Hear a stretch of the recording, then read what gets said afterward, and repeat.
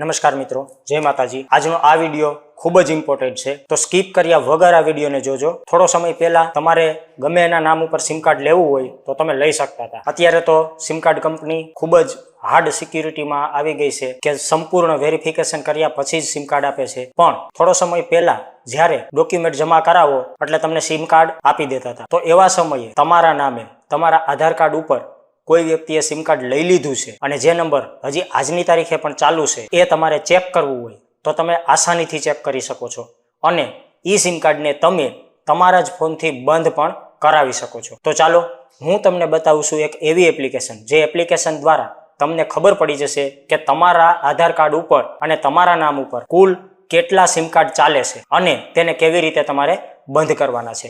તો સૌથી પહેલા તમારે તમારા મોબાઈલની અંદર એક એપ્લિકેશન ઇન્સ્ટોલ કરવાની છે જેનું નામ છે સંસાર સારથી। તો સૌથી પહેલા હું તમને બતાવી દઉં એ એપ્લિકેશન। તો મિત્રો, તમારે સૌથી પહેલા સંસાર સારથી એપ્લિકેશનને ઓપન કરવાની છે। જ્યારે તમે પહેલી વખત ઓપન કરતા હશો ત્યારે તમને રજિસ્ટ્રેશન માગશે। મારે આ રજિસ્ટર થઈ ગયેલી છે। તમારા નામ અને મોબાઈલ નંબર સાથે તમારે રજિસ્ટર કરવાની રહેશે। રજિસ્ટર થઈ ગયા પછી અહીંયા આપણને નીચે લખેલું આપ્યું છે ત્રીજા નંબરના કોષ્ટકમાં now mobile connection in your name, એટલે કે તમારા નામ સાથે મોબાઈલ કનેક્શન કેટલા ચાલે છે। આમના ઉપર આપણે જ્યારે ક્લિક કરીશું ત્યારે અહીંયા આપણને મોબાઈલ નંબર બતાવે છે। જો પહેલો નંબર રજિસ્ટરેડ લખેલો છે, આ નંબર રજિસ્ટરેડ લખેલો છે એ નંબરથી મારો આ ફોન રજિસ્ટર છે।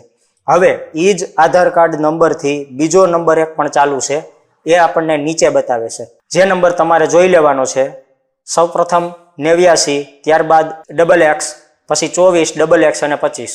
તો આ નંબર કયો છે એ આપણને ખ્યાલ જ હોય। આપણો નંબર હોય તો આપણને ખ્યાલ જ હોય કે ફર્સ્ટ આંકડો કયો છે, વચ્ચેનો કયો છે અને લાસ્ટ કયો છે। પણ જો આ નંબર આપણને એવું દેખાય કે આ મારો નથી, કોઈ બીજો આને યુઝ કરે છે, આવા લિસ્ટ આખું બતાવશે। જેટલા તમારા આધાર કાર્ડ નંબર ઉપર ચાલુ હશે એ બધાનું લિસ્ટ અહીંયા બતાવશે। અત્યારે મારા આધાર કાર્ડ ઉપર 2 નંબર ચાલુ છે। એક ઉપરનો છે એ મારો પોતાનો જે રજીસ્ટર કરેલો છે આ એપ્લિકેશનમાં, અને એક બીજો નીચેનો। પણ આ નંબર છે એ પણ મારો જ છે। જો હવે મારો એ નંબર મારો નથી અને મારે એને બંધ કરવો છે તો એમના ઉપર મારે ક્લિક કરવાની છે, એટલે મને અહીંયા 3 ઓપ્શન બતાવશે। ફર્સ્ટ પહેલું મને બતાવ્યું છે નોટ માય નંબર, બીજું છે રિક્વાયર્ડ અને ત્રીજું નોટ રિક્વેસ્ટેડ। તો સૌથી પહેલા મારે એ જોવાનું કે આ નંબર મારો છે તો અહીંયા મારે કશું કરવાનું નથી અને બહાર નીકળી જવાનું છે। પણ જો આ નંબર મારો નથી તો મારે અહીંયા નોટ માય નંબર ઉપર ટિક કરી અને ઓકે કરી દેવાનું છે। એટલે આ નંબર જ્યાં પણ ચાલુ હશે ત્યાં આ નંબર અનરજિસ્ટર થઈ અને બંધ થઈ જશે, તમારા આધાર કાર્ડ ઉપર બંધ થઈ જશે અને